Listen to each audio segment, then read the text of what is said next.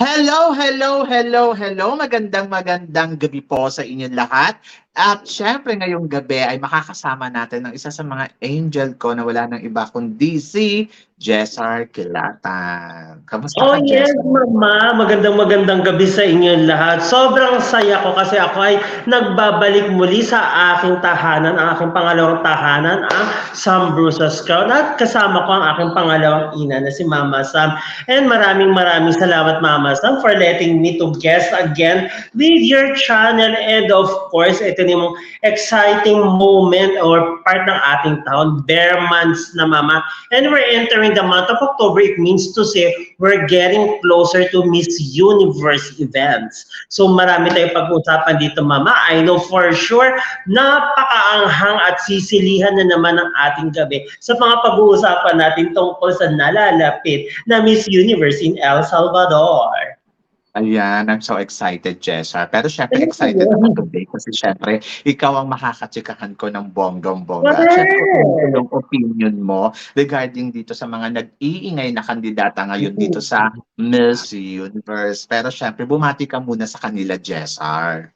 Siyempre, binabati ko po kayo lahat ng magandang gabi po sa mga ating manonood at mga followers po na nandito sa Pilipinas.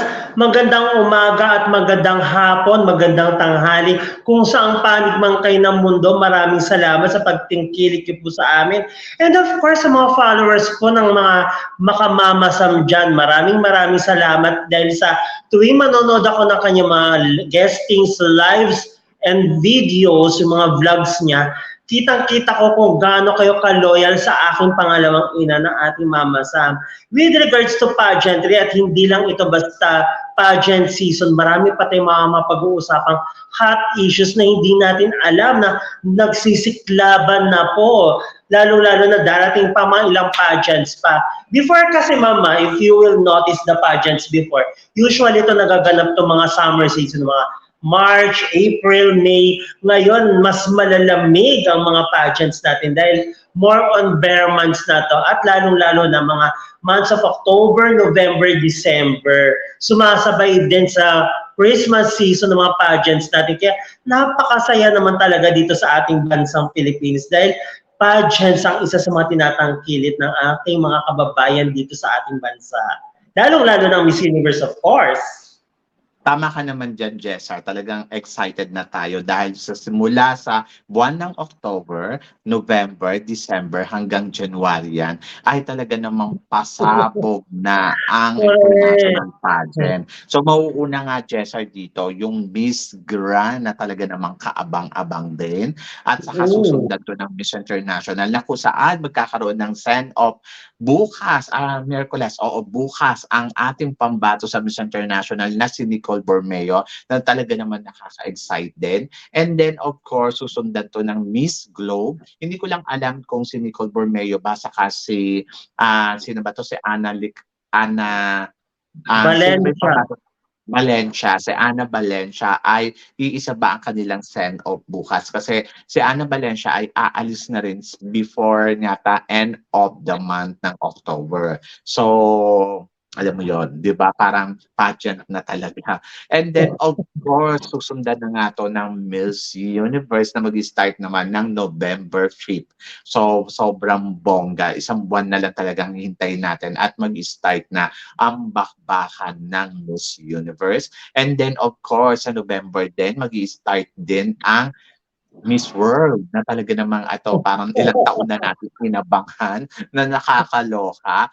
At saka syempre, susundan naman yan ng isang buwan ding pageant ng Miss Earth. O, di ba? So, talaga naman, buhay na buhay ang dugo natin. Talagang from October, November, December, merong tigda-dalawang pageant na magaganap na talagang masasabi natin kaabang-abang dahil ang mga pambato ng Pilipinas ay talaga namang kaabang-abang. And then, of course, Jessar, mag-shoutout ka naman sa mga kaibigan mo at saka eto nga, may inaabangan ako na may interview mo dito sa channel natin. Yes, soon meron tayong interview na isang aspiring beauty queen. So ito kabang-abang din to. And I truly trust this queen because this queen is not just a queen, but a good friend of mine, of course. Sinusuportahan ko to. And we might not know na makapaggawa din siya ng kanyang name sa pageant industry kasi kung sa talino lang din na pag-uusapan natin, meron naman talagang ipapakita. With regards to communication skills, mama, aabangan mo to dahil talagang she's not just a spontaneous speaker, not just a communicator, but also a witty, walks to talk talaga siya. So marami tayong pag-uusapan tungkol sa kanya. And ipapakilala ko to dahil meron na siyang isa sa mga malalaking national pageants na isang ng ating bansa ay talaga namang meron talaga siyang mapapatunayan sa pageant na ito. And soon may makikilala po ninyo yan. And I will ask for her time to guest here. And of course, thank you for the approval of Mama Sam, my dear Mama Sam, to bring her out here in his YouTube channel. So thank you so much, Mama, for that. And I would like to make a shout out, of course, to my company, Omniland Real Estate Broker Corporation, for letting me to use this office, this space, para naman makapag-live ako sa iyo, Mama Sam. Of course, to the chairman of my company, Boss Nilo, Mr. Nilo Omilio, and of course, my division of mine, the Red Baron. Mabuhay po kayong lahat. And of course, I would like to make a shout out to the Queen. Siyempre, di ko mo nababanggitin ng pangalan, Mama, because it will be a surprise. So we might not know. Baka isa na siya sa mga candidates ng ating bansa na may papadala sa international pageant. And we might not know. And I truly believe that she will make a history with us. Ayun. So, good luck to her. And then Yes, looking good forward luck. ako sa interview na magaganap sa inyong dalawa Yes. mga week. Okay. So, eto na, Jessar. Syempre, pag-uusapan natin ngayon. Syempre, gusto ko makuha yung mga reaction mo regarding dito sa mga kandidata na lumalahok ngayon sa Miss Universe na sobrang ang iingay nila. Syempre, gusto ko marinig din ang opinion ng isang Jessar Kelatan dito sa nangyayari ngayon sa mundo ng pageantry. So, uunahin ko na ang unang pasabog natin. Ito nga itong mga nakaraang araw, ito lang, medyo naging maingay ang pangalan ni Michelle D dahil sa blockchain. So maraming siyempre nag-aalala kung ito ba ay makaka-apekto kay Michelle D. Ito ba ay kasi maraming nagsasabi na mukhang itong yata ang hindi makakapagpapasok sa Miss Philippines dahil sa mga insidenteng to. So gusto ko lang makuha yung opinion mo dito. Tingin mo ba, dahil sa blockchains, possible ba maka-apekto to sa laban ni Michelle D sa Miss Universe? Or tingin mo ba na baka malaglag tayo sa semifinals because of this issue? You know what, Mama? Nakita ko nga, napanood at nabasa ko yung mga articles about the blockchain na kung saan nag-guest itong si Michelle D. Well, para sa akin, Mama, hindi ko maintindihan bakit kailangan nating tingnan yung negative side na maaaring maka-apekto ito sa laban ni Michelle D sa Miss Universe. First and foremost, wala naman nakita na ipinagbenta siya ng kahit anong produkto dito sa blockchain na to. And at the same time, kung ang purpose lang naman ni Michelle D sa paglabas dito sa blockchain is for publicity, wala tayong magagawa dyan. Yun lang naman yun. Kumbaga, nabibigyan lang kasi natin ng mali siya yun eh. Kasi kung ako mismo, kung i-analyze yung situation na kung saan yung pag-guest ni Michelle D doon, wala namang effect yun. Walang magiging effect yun kung publicity lang naman talaga yung purpose niya sa pag-guest po doon. Nalalagyan lang kasi natin ng mali siya eh. Kung ano-ano lang talaga iniisip natin na meron lang tayong mapag-usapan. Hindi makaka-apekto to, hindi siya malalaglag sa Miss Universe itself. Performance level, wala namang mababali doon, wala namang mababago. Nasa pag-iisip na lang natin yan, Mama. Wala tayong pag-uusapan dyan. Kung performance level lang naman, kung transformational leadership, walang nabago doon lahat. Do we have to put it down, i-break down kung lahat naapektuhan ba siya with all aspects? I don't think so, Mama. Still, malayo pa rin ang mararating ni Michelle D sa Miss Universe. Then ito nga, Mama, di bang naglabas na nga ng statement ang Miss Universe organization na wala silang kinalaman dyan sa pag-guest ni Michelle D sa blockchain. So it means to say, si Michelle D, yung organization, wala silang reaction kasi nga, hindi pa reigning queen si Michelle D. At wala namang naging negative reaction ng organization tungkol doon. Kasi unang-una, hindi pa reigning queen si Michelle D ng Miss Universe. Nakikita lang nila ang activities ni Michelle D at wala naman silang nakitang negative doon sa ginawa niya na yun. Kasi wala naman hindi naman siya nagbenta ng kahit anong produkto, hindi naman siya nag-endorse. Lumabas lang siya doon para lang ipakita niya, kumbaga humingi lang siya, kumuha lang siya ng followers, ng suporta, na siya ay lalapit na ang paglaban niya sa Miss Universe. Publicity lang po yun, Mama. Wala naman po negative. Kung yung mismo organization, Mama, wala pong naging negative reaction, tayo pa kaya? Bakit? Sino ba tayo para mag-react ng negative tungkol doon? Wala naman, Mama. Ibig sabihin, wala namang effect yun. Kasi kung meron man, maglalabas ng ibang statement ng organization na there is a foul with what Michelle D has done and the activities that she visited and attended is not allowed to do it so based on the policies with the organization that they have. Wala pong ganun, Mama. So ako po, wala po akong negative reaction po dyan. Dead man lang po tayo dyan because I truly believe that Michelle D will make a way and further with the pageant. Mm-hmm.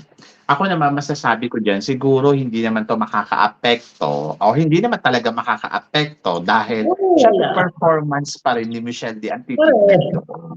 Oo. So siguro malalaglag si Michelle D sa semifinals kung hindi siya magpe-perform ng bonggang-bongga. Basically, yun lang yun. So ngayon na nakikita ko naman kay Michelle D is patuloy pa rin na nagtatrabaho at talagang ginagawa niya yung responsibilidad niya para sa kanyang kanyang advocacy, sa kanyang bilang reigning Miss Universe Philippines at magandang publicity ang mga nakikita naman natin kay Michelle D dahil nagtatrabaho naman ng bonggang-bongga. Anyway, so marami nagsasabi, Cesar, na naku, si Michelle D hindi naman papalo yan sa Miss Universe. Maraming mga bashers si Michelle D na ayaw sa kanya na talagang hanggang ngayon hindi naniniwala na si Michelle D ay possible na manalo ng Miss Universe or makarating man lang sa dulo ng competition. Anong thoughts mo doon? They are not the organization para sabihin nila yan. What if nanalo si Michelle D? What will happen to those haters that Michelle has? Diba? Kapwa Pilipino natin yan, kababayan natin yan, Mama. Dapat yan, pagkatiwalaan natin at suportahan natin. Diba?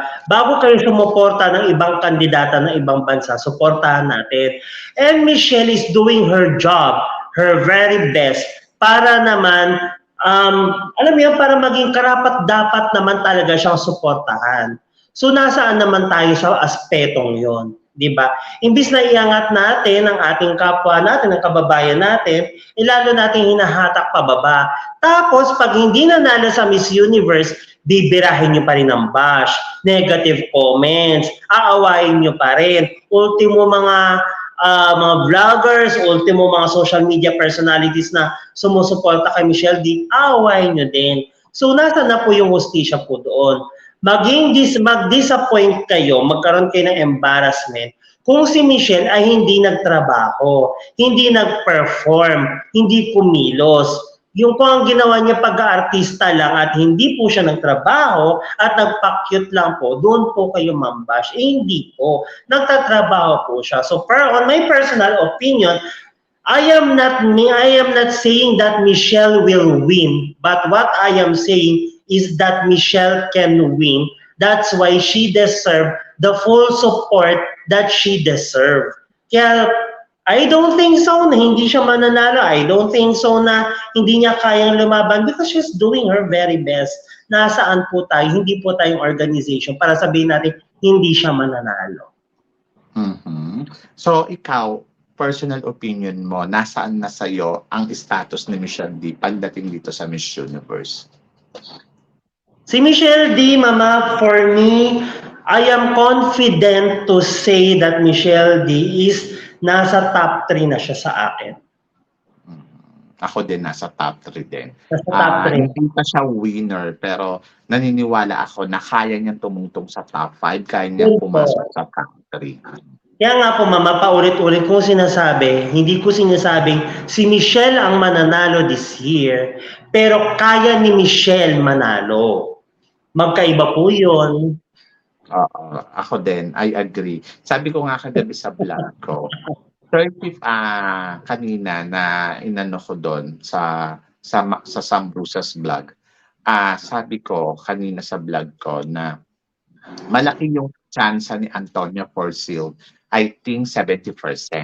Tapos 30% lang yung ibibigay ko kay Michelle D na parang makuha niya ang corona ng Miss Universe. But don't worry, 30% is make it possible naman na para manalo sa competition na to. Kasi kung si Antonia meron siyang 70%, dapat siyang mag-ingat sa galawan ng ibang kandidata na lumalaban dito sa Miss Universe. Kasi yung 70% na meron siya, possible na matisod siya at mawala yung 70% na yon.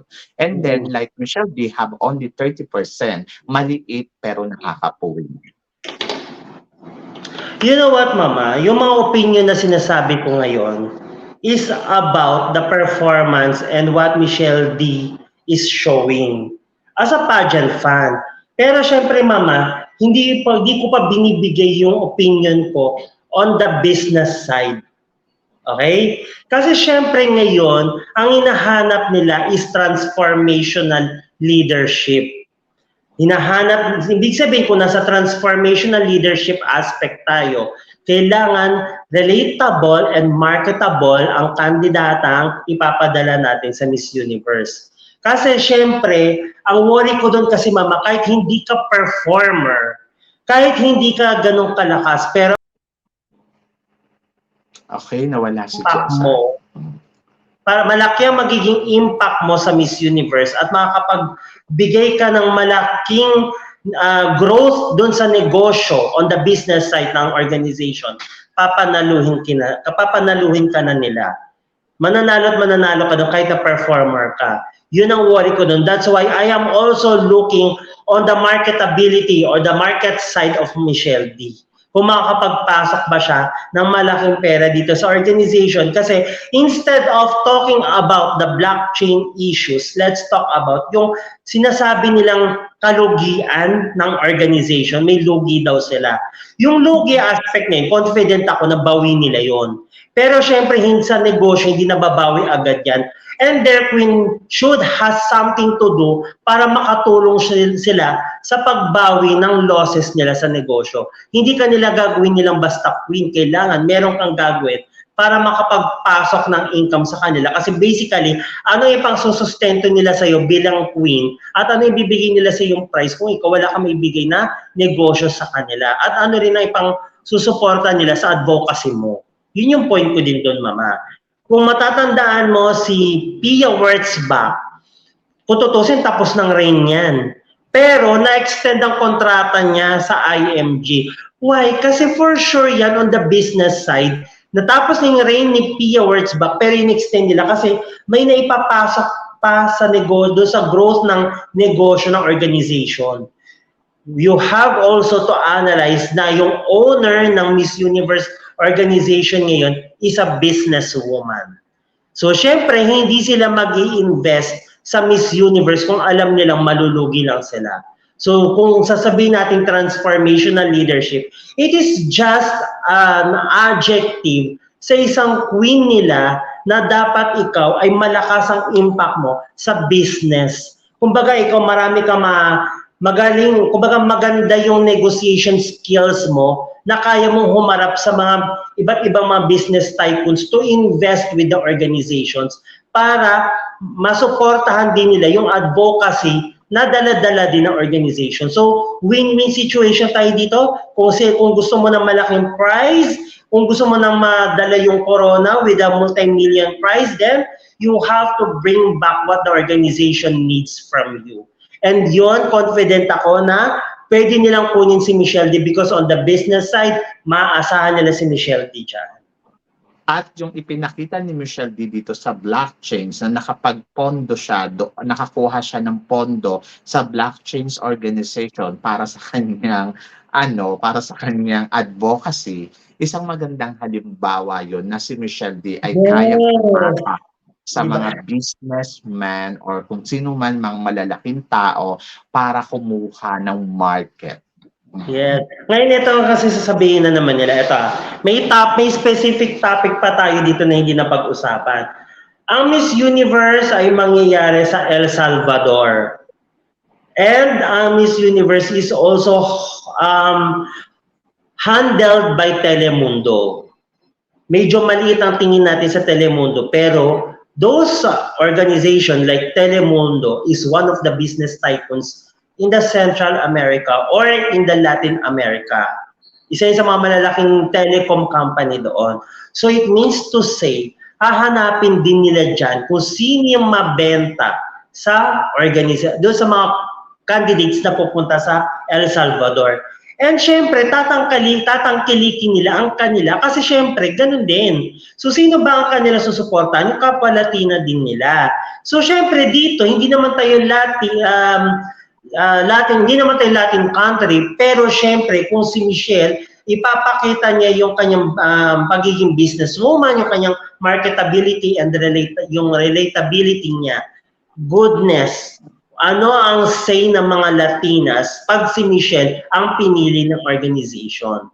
Kailangan nila ng malaking kickback, kailangan nila ng malaking income dito.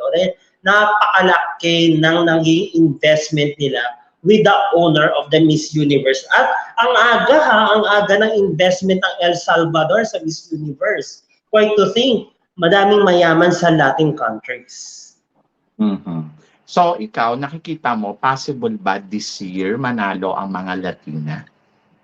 May possibility talaga na may manalong Latina kung hindi mapapantayan ng mga Asians and Europeans or Africans ang marketability ng Latin countries. Kasi ganito yan, Mama. Hindi tayo pwedeng maging kumbaga, ma-shorten natin yung target market natin. Kailangan magkaroon tayo ng global market. Kailangan malaki yung masakop natin dito. So kung si Michelle, mas malaki yung sakop niya sa kanyang marketability, walang aabutin ng Latin countries kasi ang Latin countries, sila lang yun. Maliit lang ang mundo ng Latin countries. Ang laki ng mundo natin. Marami mga negosyante dito. Kung makuha nila ang mag-invest sa Miss Universe sa mga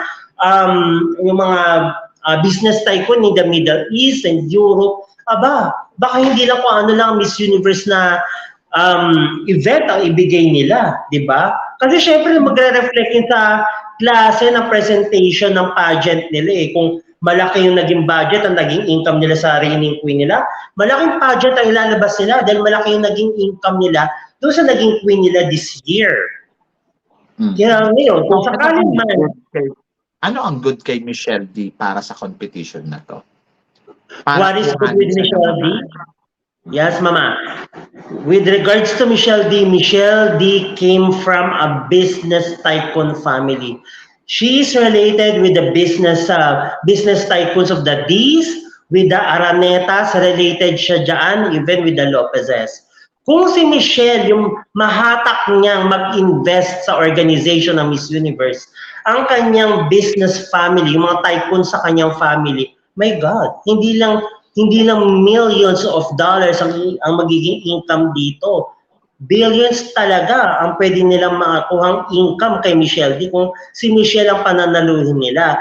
Pero of course, Michelle has to do her very best para magkaroon ng connection ang JKM at ang MUO towards sa business tycoons doon sa loob ng family ni Michelle D and even to the business tycoons that she is also related in the US and some parts of the countries. Then nasa global market ang mga businesses ng kanyang family.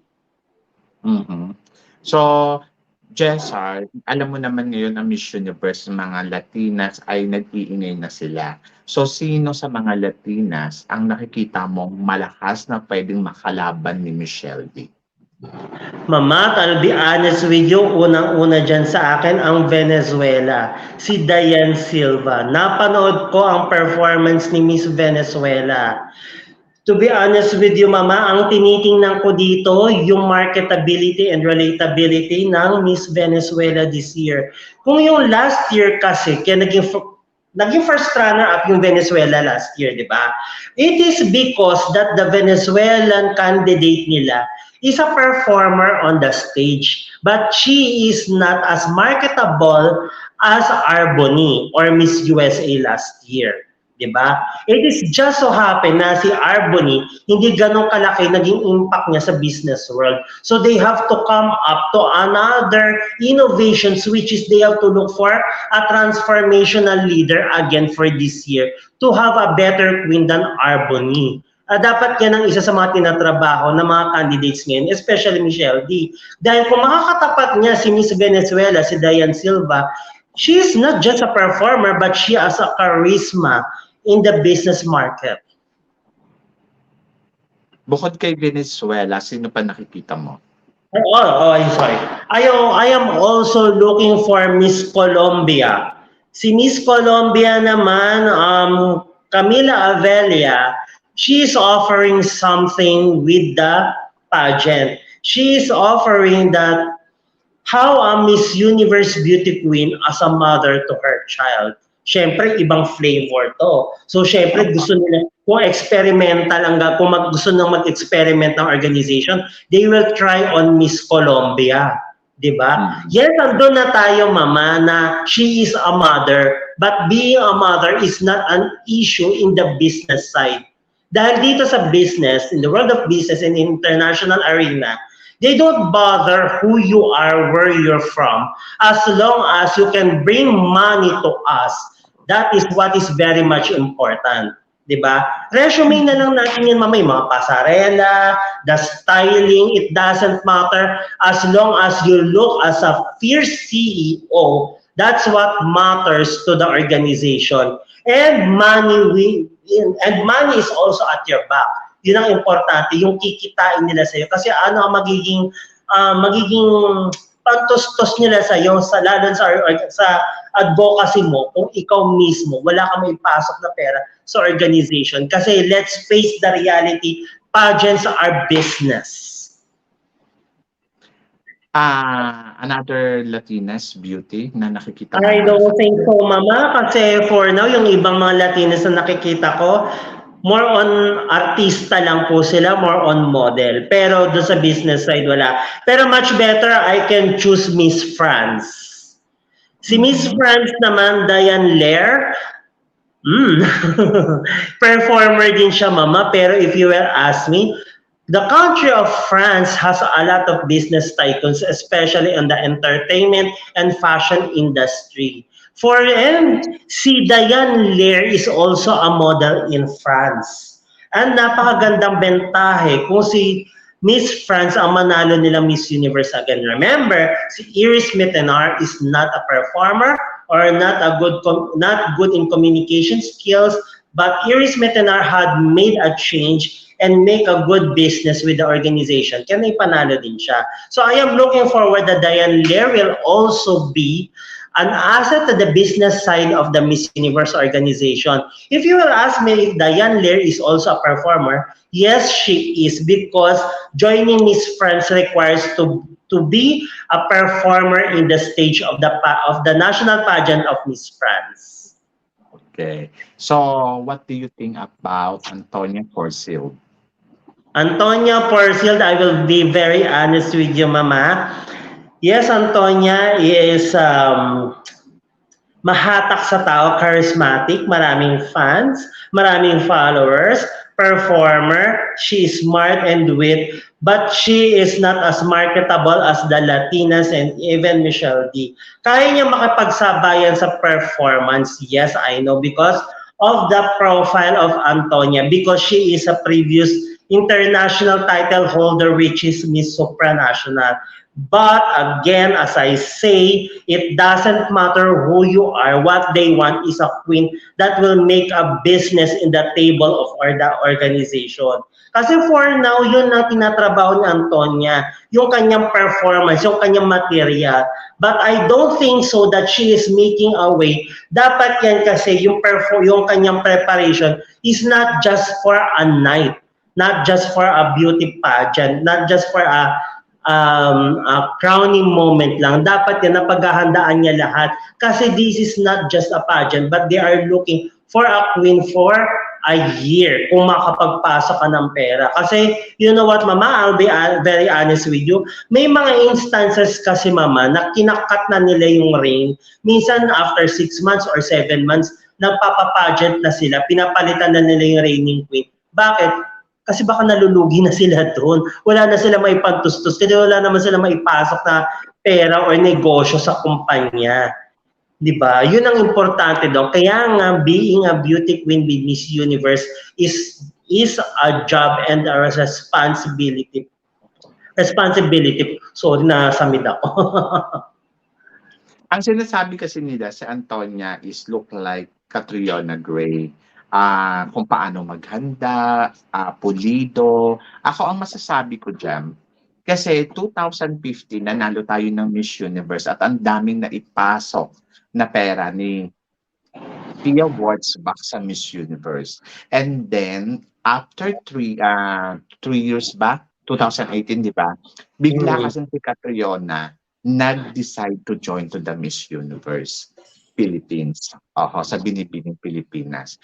Knowing Catriona Gray, nakilala na siya sa buong mundo nang lumaban siya dito sa Miss World Philippines, sa Miss World. And then hindi siya nanalo. Pero yung followers, yung sumusuporta, ganun din kalaki. And then ngayon, ang Miss Universe organization, they are thinking na nako, marami din tong hatak, katulad din ni Pia Wurtzbach. But Mama, there is something in her that we should worry. Na ito ay baka maging isang factor para hindi nila pagkatiwalaan si Antonia Persild. Okay, I know that the owner of the organization is a Thai. And Antonia Persild is representing Thailand. But in business, it doesn't matter. Because what they want is to win a woman with loyalty. Solid ang loyalty. Jessa, ang sinasabi ko nga, si Catriona, malakas din yung hatak sa tao. At the same time, ang laki din ng ipinasok. Kasi credible talaga siya as a queen. So ngayon, pwedeng ma-question si Antonia dahil she's a reigning queen naman sa supranational. Pero ano ba ang nagawa niya bilang reigning queen sa supranational? That's it. Yun nga po, yun yung worry ko dun, Mama. Diba? That's a worry of mine. If performance, no question tayo dyan. Wala tayong problema sa questions, sa wittiness, sa communication. But the character of the queen, importante yan. Yung loyalty niyan. Kasi, naging Miss Supranational na siya eh. Dapat yun, pinanindigan niya na, okay, malaki ang hatak niya sa tao, just like Catriona, but we have to remember that Catriona Gray is Catriona Gray, and Antonia is Antonia, at hindi yung stereotype ni or prototype ni Catriona Gray. Kailangan magkaroon siya ng sariling branding as Antonia Persild, which is magiging brand niya na hindi siya loyal na tao. Kasi supranational ka na eh, bakit ka pa pupunta ng Miss Universe? Nagbago ka na naman ng branding mo. Eh kung hindi ka manalo sa Miss Universe because of Michelle D. or Diane Silva, what will happen to you? Babalik ka sa supranational at ang i-claim mo, you are a beauty queen of Miss Supranational. Hindi na po magandang approach po yun, Mama. Ayun nga. So doon kulang naman si Antonia. Kasi trabaho siya ng trabaho regarding doon sa preparasyon niya. Pero ang tanong, ano ba talaga ang plano ni Antonia na ilalatag niya sa Miss Universe? Either nga yung kanyang advocacy hindi ganun kaklaro eh. Kaya nga, kung sa advocacy nga hindi klaro eh, pagkatao pa kaya niya, klaro kaya yon. Paano kung pagkakatiwalaan kung sa negosyo hindi ka rin klaro kung may papasok kang negosyo or wala? Yes, marami kang followers. Yes, marami kang fans. Pero yan ba ay makapagbigay ba ng malaking impact sa negosyo nila? Eh kung magiging kalugyan ka lang naman ng negosyo, eh bumalik ka na lang sa supranational. But don't underestimate pa rin kasi look like example, ang tagal nang hindi na nanalo ng Thailand. So pwede pag ipinanalo nila si Antonia Persild, pasukin si Antonia Persild ng maraming mga ano tawag dito, endorsement. I cannot underestimate Antonia. Tama ka naman, maraming endorsement in your local country, in their local country in Thailand. Pero ang negosyo kasi malaki ang mundo ng negosyo. Siyempre tinitingnan din nila yan. Hindi sila basta-basta maglalabas ng pera kung ganito ang character na magiging face ng Miss Universe organization. Hindi para sa face ng tao. Pwede din. So, let's see. So, ikaw, tingin mo, nasaan si Antonia Forsyth ngayon? Top 5. Nasa top 5 sa akin si Antonia because Antonia is one of the candidates of the Miss Universe. Siyempre, hindi lang siya ang kandidata dyan na nagtatrabaho. Marami dyan. At tahimik lang din sila magtrabaho and we cannot tell everything. But what we are seeing right now is what we see on social media based doon sa mga ine-expose at pine-present ng kanilang teams. Mhm. Yes, sobrang dami ang ingay nila. Pero, isa pang tanong ko sa'yo, tingin mo saan siya matatalo ni Michelle D at saan niya matatalo si Michelle D? Ayan, katulad niya si Venezuela, sinasabi mo isa sa mga nakikita mo. Si Colombia, si Miss France. So, Antonia Forsyth, saan nila matatalo si Michelle D at saan sila matatalo ni Michelle D? Okay, let's start with this way. Saan matatalo ni Michelle D ang kanyang fellow candidates? Not just Antonia, not just Venezuela. Pangkalahatan. Okay, let's go with this. First is the solid advocacy of Michelle D. Why? Hindi pa pumapasok si Michelle D, advocacy niya na talaga yan. Yung about yung about autism awareness, 'di ba? Tama? So yun pa lang pinagbabasihan na yan, 'di ba? Next, kung sa performance lang din, Michelle D has innovations with her performance. May mga galawan si Michelle D na hindi pa nagagawa ng ibang mga fellow candidates na. At ng mga kalaban niya, yung mga twists and turns, napanood ko na yan. Yung masyadong scripted and templated, yung mga spontaneous speeches, narinig ko na yan at paulit-ulit lang at iisa lang naman ang laman yan. But the strength of Michelle is the substance of her thoughts na sa kanya mo lang maririnig. That came from or hugot niya yun doon sa kanyang solid advocacy. In which, if she believes in her advocacy, it means to say, ganong kataas ang kumpiyansa ni Michelle D na malayo ang mararating niya. At ito ang madadala ko, kapanalo ko, ang Philippines sa Miss Universe. At yan ang common sa mga Pilipino, yung kanilang suporta sa kanilang mga advocacy, yung kanilang pinaniniwalaan. Exactly. And then, saan naman nila matatalo si Michelle D? Matatalo naman nila si Michelle D pag si Michelle ay nagkamali ng isang galawan lang sa Miss Universe. Marapat lang na dito pa lang sa Pilipinas, maging maingat na siya sa mga galawan niya, lalong-lalo na sa mga ine-expose niya sa social media. Dahil pag may nakita silang isang advantage na pinopost niya sa social media, pwede nilang baguhin lahat yan. Kasi ito na naman tayo, magiging pamantayan na naman nila ang Pilipinas sa pagpapagaling at pagpapadala ng kanilang mga kandidata. Tulad ng ginawa nila kay Catriona Gray, gumawa ng impact yan sa Miss Universe. Diyos ko, hanggang ngayon, may nakikita pa rin ako mga Catriona moves, yung mga turns, yung mga flips ng mga hair, yung mga pagganon-ganon.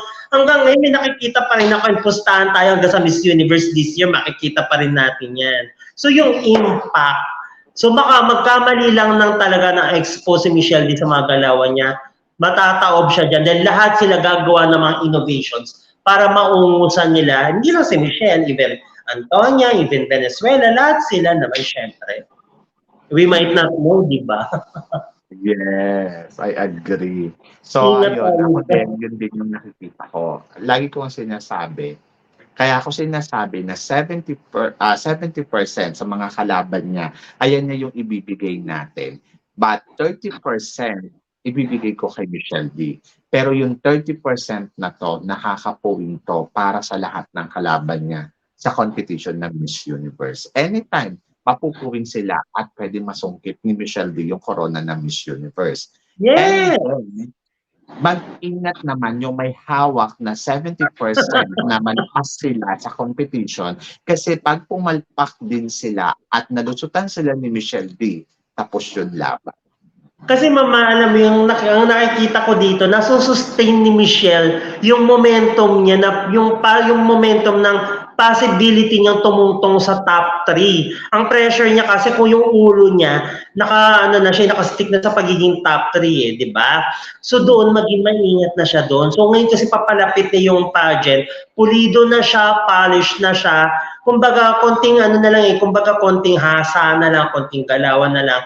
Pero ang sinasabi ko dito, maging maingat kasi hanggang ngayon, nagpuputong pa sila at nagpipili pa sila ng mga kandidatang ipapadala sa Miss Universe. And for sure, titingnan nila lagi ang Pilipinas. Kaya nga may mga kandidatang pinapadala dito sa Pilipinas para dito i-train kasi naniniwala sila sa galing ng Pilipino sa pagpapadala ng kandidata sa Miss Universe. Exactly.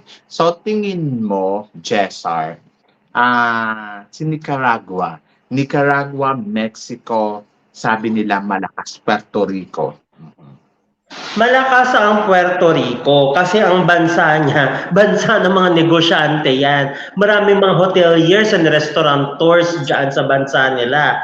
And syempre, yung industry niya sa Puerto Rico, malaking pera ang pumapasok dyan. So, pwede sila mag-invest at panaluin sa Puerto Rico. But there are some aspects na kaya-kaya siyang pataubin ni Thailand at ni Philippines. Sinama ko si Thailand kasi alam ko kung gaano kapulido ang galawan ni Thailand. If we are going to talk about on the performance side as a Miss Universe. But if we are talking about the marketability, kaya niyang pantayan si Michelle, kaya niyang taubin si Michelle, but she can elbow Thailand. Mm-hmm. And what did you think about Nicaragua? So, isa dito na humahampas daw pagdating sa performance. Yun na nga po, mama. Performance, yes, andun na tayo. Kailangan, kasi mama, papalapit ng Miss Universe eh. Marami na talagang lumalabas dyan ng malalakas, marami nang napipili. Bakit hindi natin laliman yung analysis natin? Diba?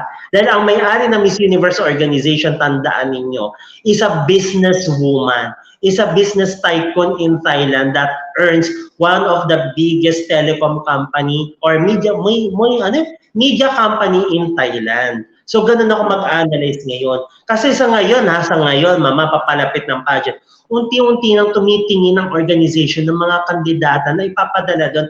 Kaya for sure, yung pagdating ng El Salvador, kilala na nila lahat yan. Kumbaga parang plus na lang yung mga preliminaries, plus na lang yung mga interviews, plus na lang. Kumbaga gusto lang nila magkaroon ng close encounter sa mga kandidatang ipapadala nila dyan. Pero may napipisil-pisil na sila dyan. Kung sino yung alam nila makapagpasok ng malaking pera sa negosyo at kayang mag-sustain sa pagpasok ng pera na bibigay naman nila doon sa advocacy susuportahan ng kanilang mga kandidata or kanilang reigning queen, I mean. Yes. How about Mexico? Oh, she's pretty. To be honest with you, Mama, Mexico is one of the queens to beat talaga. She's not that strong performer. Hindi siya ganun kalakas sa performer. Pero may laman ng kanyang utak. She can talk, she can speak, and she can look closely sa audience niya. Kasi nakikita ko yung glow ng mata niya. Alam niya kung sino titingnan niya sa tuwing magsasalita siya sa stage.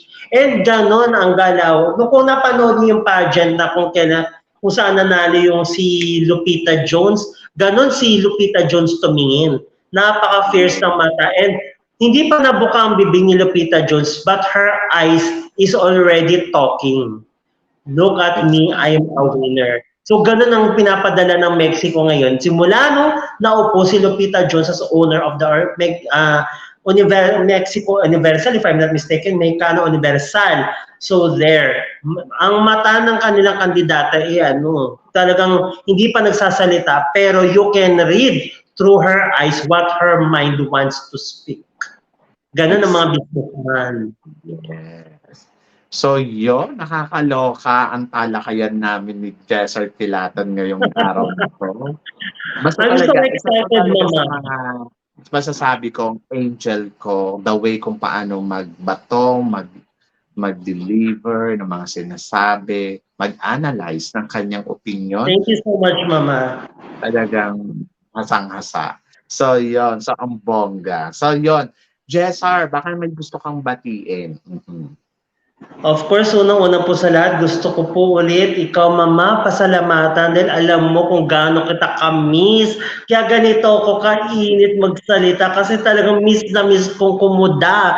Na miss ko talaga magsalita. At syempre, sa dami ng napapanood ko sa iyo at napa-analyze ko yung mga thoughts and ideas mo, Mama, kumbaga na ano na sa akin, nako-collaborate na. So syempre lalong lumalalim ang ating understanding at yun ang gusto kong i-advocate sa ating mga viewers na don't just look on the performance of the candidates but you have to have a deeper understanding para makuha ninyo yung sinasabi nating positivity on how to support the candidates and how to look after kung sino yung karapat dapat na manalo. 'Di ba? So I will always be with you, Mama, all throughout. So hangga't kaya ng ating oras, hangga't meron pa tayong wifi na magagamit, may venue tayo na magagamit, laban lang tayo, Mama, because in the near future, SB Crown will be one of the toughest and top um, pageant campaign in the Philippines and it's a promise to me. Kaya hindi ako mawawala dito as an angel with you, Mama Sam. And as I said, nasabi ko kanina, loyalty is a must. Exactly. Thank you so much. So yon, so ako naman, I'm so happy kasi si Jessar talaga, ano naman yan, lagi naman nandiyan yan. Hindi ko naman yan, minsan kinukulit ko nga yan eh. Sabi niya, ay naku, wag na muna. And I understand naman na busy siya. Ako naman, kung sino naman yung available, eh why not? Kung available naman, bakit naman hindi, di ba? So, syempre doon tayo sa available. At gusto ko, kung ako ang tatanungin, syempre gusto ko araw-araw nandiyan sila. But syempre may mga trabaho din sila, may mga ginagawa din sila sa pang-araw-araw nila. But I'm lucky kasi meron akong mga angel na, alam mo yun, mapagkakatiwalaan mo, yung loyalty, grabe yung hawak. Ayun, napaka-importante kasi sa akin ng loyalty ng isang angel. And then I'm so lucky enough na meron akong angel na ganito, nandyan sila para sa akin. So yun. So nakuha natin yung opinion ni Jessar Kilatan at talaga naman masasabi ko na sana yung na-share ni Jessar sa inyo, may napulot kayo, may natutunan kayo, at meron kayong naintindihan sa pinag-uusapan natin ngayon. Yun yung importante. And then, of course, kung ano yung komento ninyo sa tinatalakay namin ngayon, please comment below para at least malaman naman namin kung ano ang chika ninyo sa mga pinag-uusapan namin ngayon. So yun guys. Guys, maraming salamat. Maraming salamat, Jessar, sa pagbigay mo ng oras sa akin ngayon. And then looking forward pa ako sa mga iba pa nating topic. More! Alam mo, sa totoo lang, wala naman kaming specific na ano eh. Basta si Jessar, tatanungin lang niya anong topic natin. So sasabihin ko Miss Universe regarding sa ganito. Hindi na namin dinidetails yun. So automatic yan. Magiging ano na yan sa talakayan namin. Kasi kung ano yung sinasabi nila, doon naman ako mag-flow ng aking ano, ng aking topic. Alam mo yun. Ang saya lang talaga, Mama. As a pageant fan, syempre, kung ikaw ay pageant fan, you have to do your part din na maging updated ka with what's in and what's out and everything under the sun about the pageant. So, not just the Miss Grand International, Miss International, Miss World, or whatsoever the pageant it is, kung ano yung sinusuportahan mo, stay updated and you have to look on the positive side. Kasi syempre, at the end of the day, pag nanalo naman ang kandidata natin, tayo yun, Pilipinas tayo. Hindi naman pangalan nila yung naririnig natin doon. The Philippines itself on the sash. So mabuhay po tayong lahat. Saka doon naman sa nagsasabi na ko, ang bias naman ni Mama Sam kasi syempre pinagmanok niya si Miss LB. Guys, you always remember, the pageant is not on already, but the beginning of preparation ng mga girls, nandiyan naman na. So syempre, nandoon ka pa sa estrato na syempre titignan mo yung ginagawa ng Miss Philippines and then bilang suporta, ibibigay natin yan ng 100%. So Correct. ngayon, magko-comment ka lang ng hindi okay kay Miss Philippines kapag nakita mo na doon sa galawan niya mismo sa Miss Universe or after ng Miss Universe, doon mo na ibibigay syempre yung mga reaction mo, yung mga naobserbahan mo sa kanya kung bakit hindi nanalo, doon ka na manghahanap. Kasi bakit naman na hanasin mo yung kandidata habang nagko-compete? 'Di ba? Pero syempre kung may nakikita ka na parang, "Oh my God, mahina yata yung pambato natin," have to tell na yun. Oo. As You long know as what, guys, Kinitin, if I make dagdag, mama, if you will allow me to mention this, ha? So, I know, guys, that Mama Sam, hindi sa kalam, alam ko nasa kalaman nyo din that Mama Sam is in Bangkok, Thailand, in Thailand. So, supposedly dapat Mama Sam is supporting Thai Queen. But pero hindi. He still managed to support our own because whatever be the country where you, as long as nasa puso mo paging Pilipino, ang susuportahan mo ay ang kapwa Pilipino. Hindi naman siya nagpalit ng kanyang citizenship. He is still a Filipino. Kita niyo naman nagtatagalog, di ba? So, syempre, nasa mata lang naman din namin at nasa puso at isipan namin kung sino yung karapat-dapat. Kung may nakikita man kaming hindi maganda, we are doing our very best to build a constructive citizen or constructive citizen. So, syempre, para makatulong sa kandidata, kasi hindi natin alam, baka nanonood din yung mga yan. May mga queens na nanonood at sila naghahanap ng mga knowledge and information na makakatulong para sa kanila. Eh, paano naman kami makakatulong kung sa amin po mag-uumpisa ang negativity, mga negative thoughts, yung mga insulto, pangbabash. Eh, di sana hindi na lang kami nag-live, but instead, nagtsikahan na lang kami dito sa ibang social media platforms at nag-post na lang kami ng article at hindi kami nagsasayang ng oras para mamintas dito. It takes time kasi even me, businessman ako, negosyante ako, I am making money out of my time. So, syempre on my part, hindi ako mag-i-invest ng time kay Mama Sam para lang mambash and it's a big no for me because it is not healthy for us and for our country. Yun yun. Yun. Saka try natin maging positive thinking pagdating sa kandidata natin. Either That's why we love you nakikita mo guys. na so tayo na rin ang tumulong sa kanya na i-push ang kanyang confidence. Dahil tayo Yes. mismo ay naniniwala sa kanya na kaya naman niyang manalo talaga dito sa competition na Yes. nilalabanan ng kandidata natin. Kaya nga di ba? After Catriona Gray, naghahanap kayo ng katulad ni Catriona Gray. Eh, ang nakuha nga natin, baka much better pa kay Catriona Gray, we might not know. Di ba? Oh. Saka hindi din naman natin alam kung ano yung may offer talaga ng kandidata natin. Pero trust her. Ayun yung the best. And Yes. support her. At pray for her. Kasi syempre, laban niya, laban natin lahat to. So, And not just Michelle, di ba? Also all the queens that will fly in their respective countries and the venues of their pageant. Supportahan natin lahat yan. Buti nga may nagre-represent pa ng ating bansa. Eh, paano kung wala mag-represent ng Philippines at magsuot ng Philippines? O di tatanang nyo na naman kami. O bakit wala tayong pinadala dito? Bakit wala tayong representative dito? O di another bash na naman yun. Yung organization ba kami? Vlogger lang po kami.